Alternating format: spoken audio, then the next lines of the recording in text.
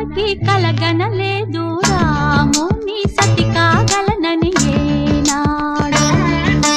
రాముడు అనుకోలేదు జానకి పతి కాగలనని ఆనాడు.